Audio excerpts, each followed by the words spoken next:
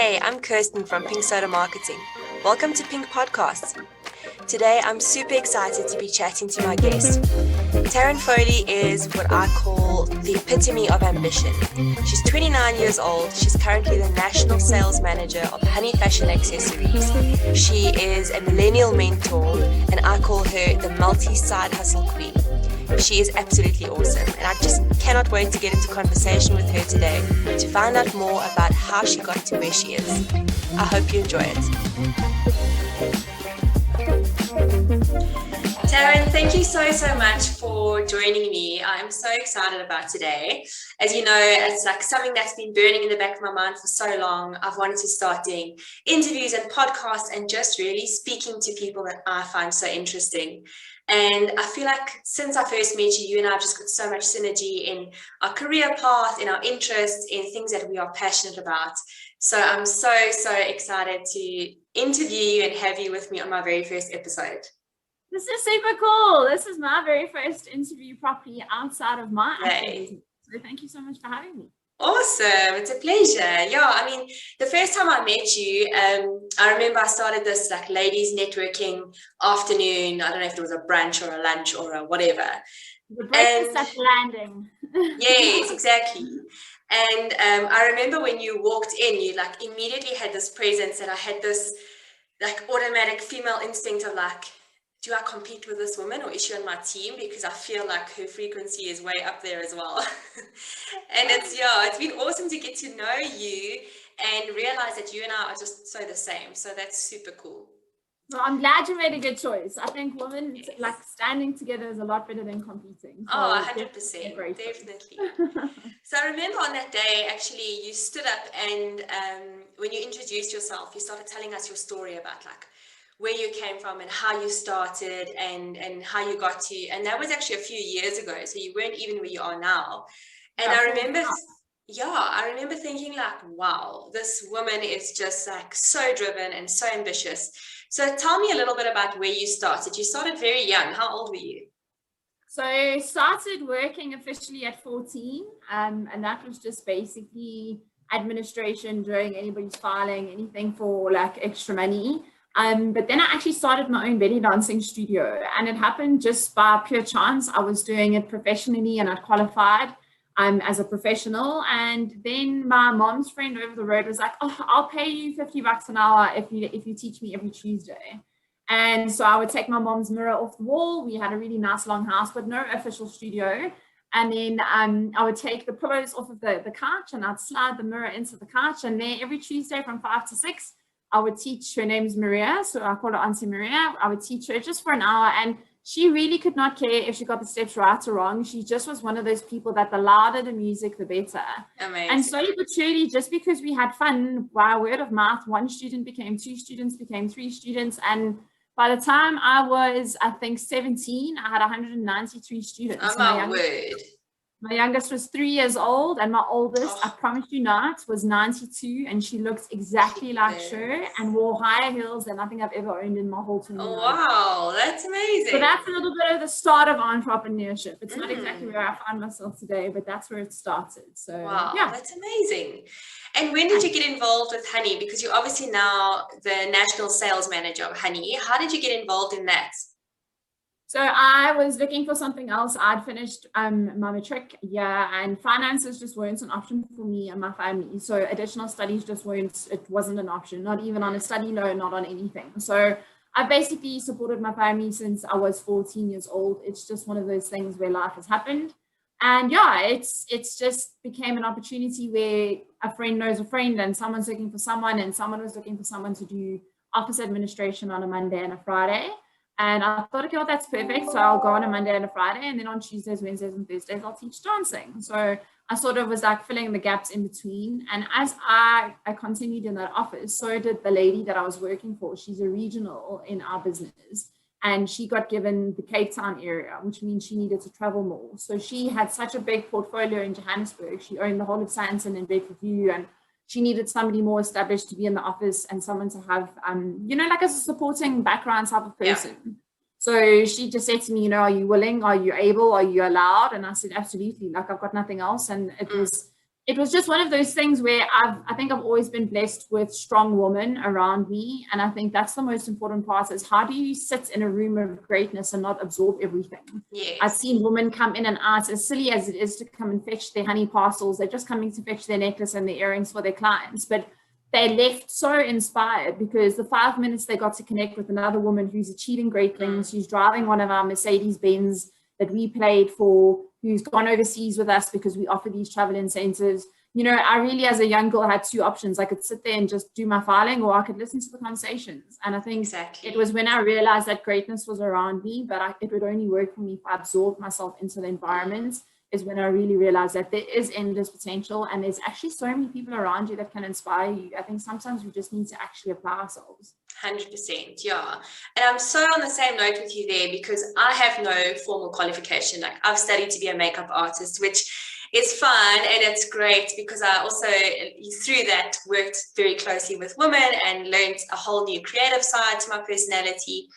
But I actually had someone the other day say to me, you know, I've looked at your LinkedIn profile and you have no formal qualifications. So how do you know what you know? And I actually wasn't sure if I should be offended by it or flattered, but I was definitely taken aback as to like, oh, okay, that's how people perceive my LinkedIn profile. They go in and they look, okay, but what formal qualification do you have? Because if you don't have it, how can you do the job that you say you're doing? And yeah, I think you and I are on the same page there, because we've been driven in our careers and successful in our careers because we've stopped and asked questions and put ourselves out there and tried to take in as much as possible. Courageous conversations. I hate them, but I've become a master at them. Yes, you have to be. And so I'm so passionate about that, and I know you are too, because I think you don't have to feel on the back foot if, for example, you come from a family where financially it's not viable for you to study, or you know, like for me, and I actually had a conversation with someone else the other day about it, is like, I'm not naturally a studying kind of person. Like, things interest me and it's great, but don't ask me to read a textbook and write an exam. Like, that's not how I learn. And I think that that's totally okay if you have like a different approach to learning, as long as you have the ambition and drive to get there and to achieve what you want. Absolutely. I can't. I've had this conversation. I had it with my brother before he left for his recent trip, and I just said to him, I can't explain it to you, and I hate the fact that I sound like my mom, but it comes at a certain age. And he just kept saying to me, it's not about age. And I said to him, yes, when I was your age as well, I was always so offended when people are like, oh, she's young, she's young. But it's not about the age, it's about the years of experience. And unfortunately, when you add up those years, they equal a certain age. And that's just what it is. So yeah. And it is difficult. Like, I hear, because when I was job seeking, before I started Pink Soda Marketing, and I was out in the market looking for something, the first thing people would say to me is, yes, but where's your qualification? And I'd say, I don't have, but I have worked in this role before. I've learned this, I know this, I can do this. And they were like, great, but we won't even look at you unless you've got a formal qualification. But I think that shouldn't put people off, you know, because if you've got enough ambition and drive, really anything is possible, and you can start something amazing. And before you know it, I think, especially with like showcasing your talents on platforms like LinkedIn and networking with people, there are ways to get around that sort of traditional approach to finding work. Yeah, I think that was one of my biggest, should I say, downfalls, or maybe something I put on myself when I was younger, is I was one of the only people I know, especially in my friendship group, that didn't have any additional form of studies. I wasn't working on anything. There was no chance for that gap year. I went straight into work, and it was work related. It was all adult stuff. It was just, you know, learning about the hard stuff fast. And I used to find it as a downfall. And now I think it's been the biggest blessing of my life. It's honestly just been something where I can honestly say, like, experience over knowledge is just that. Because what is knowledge based on? It's based on getting the right answer. Is the right answer always the right answer? No, it's just a certain way of thinking. And I think when you've got experience teaches you that maybe it's not around the box, maybe it's not inside the box, maybe it's actually under the box, but you're not going to know that. Yes, love that. Yeah, love that. And I feel like it's also the most powerful way to learn, because like through experience, it's not like it's this clear-cut path and you just go out and absorb things and it's this magical journey that happens and everything's just revealed to you. Like, you fail and you learn and you cry and it's hard, But like, there's no better way to learn as far as I'm concerned. Like, you have to go through failure, and you have to have the courage to put yourself out there, to face the failure, to learn new things, to take on new challenges. I think that's really what it's about as well. And for me, you know, I work in a female dominated environment. I mean, we are Honey Fashion Accessories, we offer opportunities, but the direct senior management of this business is actually male orientated. So our managing director is a guy, our creative and our financial director is a guy, and then I'm the next in charge, which is a woman. So it's really hard to find that balance, and it's really hard to find that amalgamation between the two, because we are very, very different. But I think that fall down 8 and get up 9 times is 100% it. And I promise you, courageous conversations is what's changed my life. I can be as confident as I might be now, but I promise you, I would rather sit in comfort than get what I want. And then I just realized that that's not what life is. Life isn't about going without because you're too afraid to ask. If the answer is no, the answer is no. As long as nobody dies, it's okay. Yes. But if you're going to sit and just accept what you're given, then you're going to stay exactly where you are. Yes. And that's exactly it. It's like a lot of our decisions and our confidence is ruled by fear in everything that we do. And it's a lot of, you know, when I speak about creativity, it's very closely linked to fear. And I think that you have to realize your instinct tells you, your fear is like, your number one thing is survival. You're trying to protect yourself. But when you take a step back and you look at it from like a completely outside perspective, or from, you know, the bigger picture, you realize that the decision you're about to make, yes, it could be life-changing, but it's not life-ending. It's not going to kill you. Love that. Yeah. Yes, as long as it's not, you know, impacting other people's lives in a horrible way, or, you know, obviously you have to weigh up your risks, but I think you have to sometimes look at it and go, well, this could end up being really bad, but it's worth the chance for me. You know? I love that. Life-changing and not life-ending. That's what I said about youth day, was you can have youth day and you can enjoy being young, but do it responsibly, and as long as it's not infringing on the rights of other people, that's when you know you're doing the right thing. It Absolutely. It has to be something out of your comfort zone. Otherwise, we're all just going to be sitting there absolutely still. Yes. So on the note of like learning and qualification, whatever, you know, some of the best leaders in the world will say that you can teach skill, but you can't teach attitude. And I know like you and I always talk about this like attitude of drive and ambition, but I know specifically with you, you mentor a lot of people. And how do you feel that that relates in your mentorship? So my frustration, and I'll tell you, you know, is we ask 3 questions in our business: is are you willing, are you able, and are you allowed? Because those are 3 determining factors to anything. Yes. It's not just about joining or owning a business. It's willing is, are you willing, as in, are you really willing to go out there and make it happen? Are you willing to do what it takes? Able is, are you physically able? Are you minded able? Is your head set in the right place? And allowed is, are you going to have the support of the people behind you? So is your husband going to support your idea? Is your family going to support your idea? Or are you going to be miserably, you know, passing against the wall, getting absolutely nowhere? Because at the end of the day, you do need support. Yeah. But when it comes down to mentorship, what I found out is I find things that spark an interest in me. And when I'm happy and I'm content and I'm my most authentic self, I find that the people around me are naturally gravitated to me for the right reasons.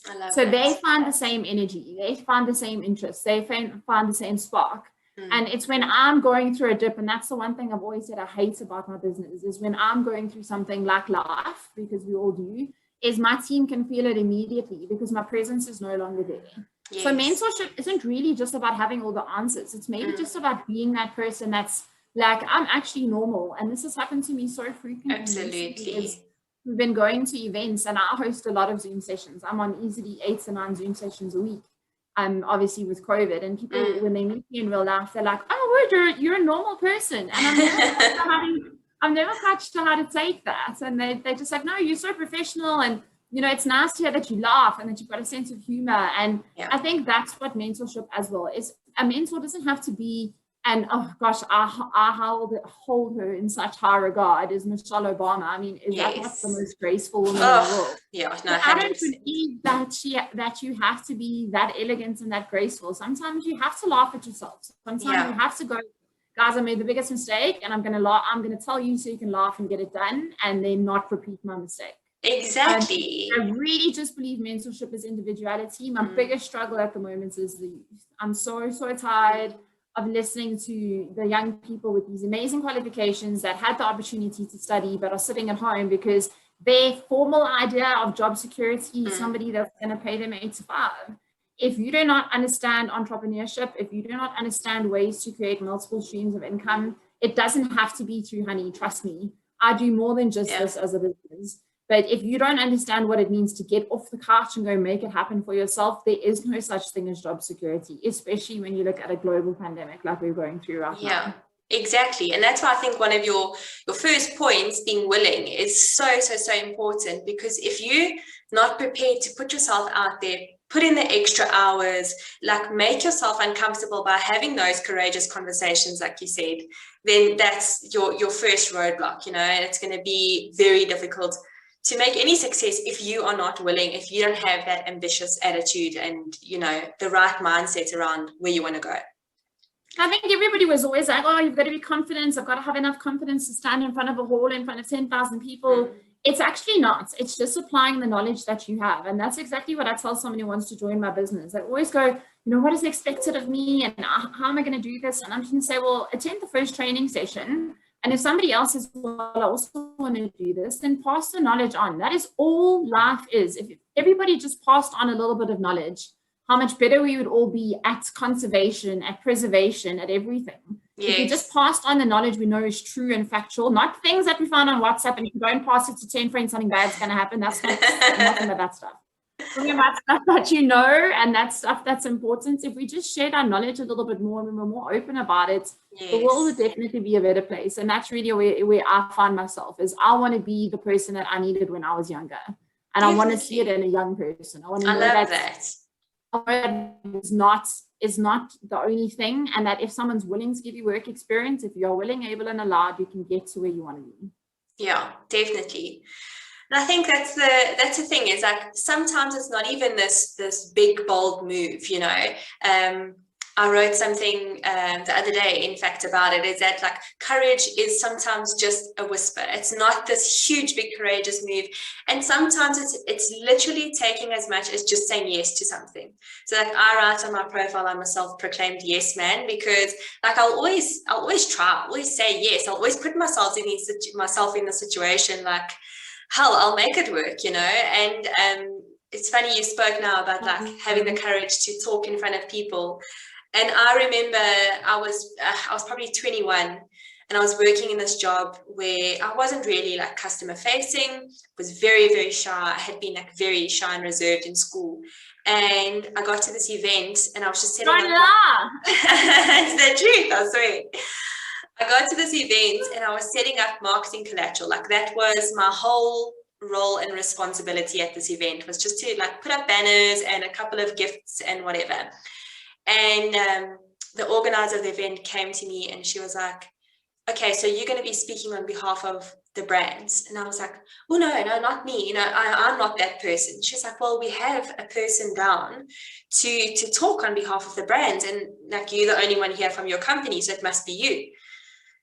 So like in my mind, I'm thinking, okay, what do I do here? Because I'm not prepared. I don't know what to say. There's like 300 people attending this event and I haven't got a clue and I'm not prepared. But I also don't want to let my company down. Like, okay, I'll just do it. And yeah, I was like, okay, it can't be that bad. And she was like, perfect.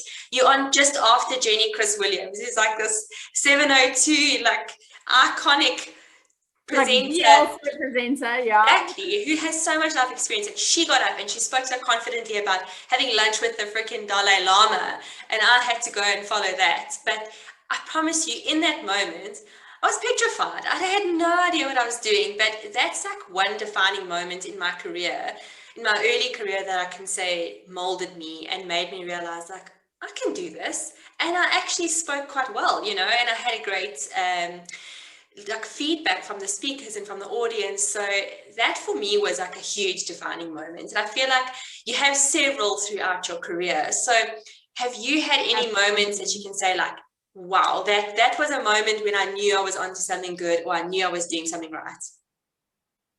So it might be the opposite of what you've just said, but for me, being the ultimate yes person as well, there's nothing I haven't tried, won't try, won't listen to you. I'm probably the one that gets stuck at the shopping mall for 3 hours extra because I want to hear someone's story, or I want to hear, and that's why I really believe I am good at what I'm doing at the moment. But mine is actually when I said no, is when I got presented with an opportunity, but the current circumstances were not giving me any joy. I was just in a very toxic environment in the workplace. And it was within the same umbrella, but I was just not in a happy place, and I wasn't growing, and I wasn't achieving what I wanted to. And I'd already invested 6 years, and it being my only dancing, and I had this huge responsibility to sort my family out. And I'll never forget it. It was the 3rd of May that year, and it happened at 7 o'clock at night, where I actually walked away and I just said, thank you so much, but this is no longer serving me.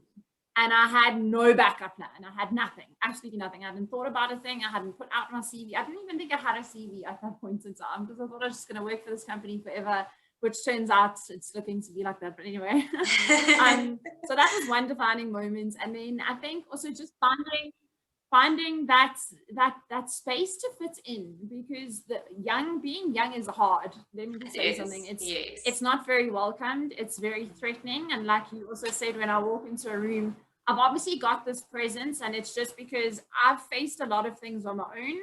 And I know how to get out of circumstances and situations. Problem solving is my favorite, because I know there's lots of different ways to do it. But it also makes you very, very independent, which is great to one extent, but not great to the other. But a defining moment for me was definitely when I got asked to present our annual awards, where we give away our cars and our travel incentives. And I mean, we were talking about millions and millions and millions. And I stood up in front of a hall, and I promise you, I can still hear my voice croaking. And I was like, I rehearsed this. It was perfect. And as soon as the mic went on and the song stopped playing, I was like, I couldn't know what to do. And I was like, okay, go to what you know, and what you know is humor. So say something funny. And from then on, it was just absolutely perfect. And I think that's just something I've carried through my whole entire working career. Yeah, well, that's exactly it. It's like you and I've spoken before about being your authentic self, and like how it is, that's really your selling tool. That's like, I feel like from a personal brand perspective, if you are not authentic to who you are as a person, it's never really going to come across the right way. I was actually speaking to an influencer a little while ago. We had brunch together, and she was saying like she often feels so self-conscious about the kind of content that she puts out there, because what do people think, and are they going to enjoy it, and do they find her jokes funny? And like, she has a super fear of what people think of her. And I said to her, it doesn't matter, because of course you need a following and you need people to like your content. But by being you, there are other people who resonate with you and who you are. And when you are authentic, it draws those people in, and you will always have haters. Even if you try and be what you think people want to see, there will still be people who will not enjoy you. So rather just be authentic. People are out there to not enjoy you. And I think that's the ultimate defining moment, was the day that I realized that tall trees catch the wind. Like, if you want a leadership position, and if you want to be sitting where I'm sitting now, it's not a popularity contest. You're not going to get everybody's feelings right 100%, but as long as you're making the right business decisions and you know that the doors are going to stay open, you've got to be able to put your head on your pillow at night. And that's really just what I believe in. And it's never ever about being ugly about it. It's about the right thing and the hard thing are often very much the same thing. So it's so true. And when you're clear about your goals and your values, and it's a big thing I'm focusing on at the moment, is like your individual values as a person. And I think when you're clear on that, like you say, you can make decisions and you can be harsh and critical, and you can still go to bed and put your head down that pillow and sleep at ease at night, because you know that you've stayed true to your values and the outcome that you're looking for. Yeah. Absolutely, definitely. You have to have core values, and you have to stick to them. And again, that goes back to your authenticity. So we're busy working on a presentation that we're launching tomorrow. And that's exactly the one slide I said is, on social media, I want to see who I would see in person. I want to look at it and go, I can resonate with this person for X, Y, Z. And when I meet them in real life, I don't want to see 5 million filters. I don't want to see, yes, I love pretty pictures and at least I want to know who you are, and I want to know if there's a Yeah. connection there. And I always say to people, go through your social media and ask yourself 2 questions. Are you inspired or are you intimidated? And if you're intimidated, unfollow that person, because social media is a great way to make yourself feel this big when you've actually accomplished this much. So if you're inspired, keep following. And if you are intimidated, unfollow. It's as easy as that. It's so true. So I've been talking a lot about, like, I've plunged myself into this like crazy world of self-discovery and trying to, like, you know, work on self-development and who is my best self and how do I get there. And one of the things I've actually been doing, like a 21-day challenge, and one of the days the challenge was to unfollow all accounts that don't inspire you, that make you feel less, that make you feel uncomfortable. And I think there's a place in both directions. So I definitely think, especially if you're lacking in terms of confidence and you're trying to build yourself up, absolutely, like, there's no place for it. Your social media is toxic enough as it is, so make it a place of inspiration. 100%. But I think once you're strong enough and you're sort of like trying to figure out you know, what the next step is for you in a role of self-development, is understanding, like, why does that intimidate me? So if, for example, and this can happen sometimes with not even just celebrities and influencers, but people in your immediate life, you know, friends and family, whatever, is to pick it apart and say, what is it about that person that intimidates me? And why does it? You know, is it, for example, that person is more successful in their career and they're always posting about it? Because then what does that say about me? Because no matter what I think of them, it's not going to change their life path or mine. You know, you have to kind of say, how do I improve myself? If that's something that I want, if that's a value of mine, that's something that I want to improve, how do I get there? And then, you know, you can start analyzing, like, taking away that intimidation, taking away that judgment that you put on that person and on yourself ultimately. Looking at someone and going, I was once intimidated, and then going, yes, girl, like, look at you, like, you own that. Like, exactly. I'm confident enough to know that I'm happy with where I am. So if this is what makes you happy, you're doing a damn good job. Like, and that in itself is empowering as well, you know, like I know Buddhists and monks believe that, like, there's enough happiness and joy to go around for everyone, but if you only focus on your own joy, then you're limiting yourself. But if you can have joy in other people's successes, then you're expanding your opportunity to bring in more joy into your life. Yeah, so, I think that's everybody's job. I think if everybody just spreads a little bit of kindness and a little bit of joy, I think the world could be a completely different place. Yes. We just all need to be a little bit less harsh and a little bit more inspirational. That's it. True. Yes, absolutely. Taryn, it's been amazing catching up with you as always. I absolutely love talking to you, and I'm so glad we got the opportunity to record it and share it and put it out there. And I'm sure there'll be a lot of other opportunities for us to talk about all the topics that we are so passionate about. Sounds amazing. Thank you so much for having me. I can't believe I met you 4 or 5 years ago. I know. And it's taken us to get to our best version of ourselves to incorporate business. But I'm looking forward to collaborating with you on a couple of things. And just, all the best for your podcast. And thank you for having me as your first guest. I really appreciate it. Thank you, T. I really appreciate it too. Have a good one. Cool. Ciao. Bye.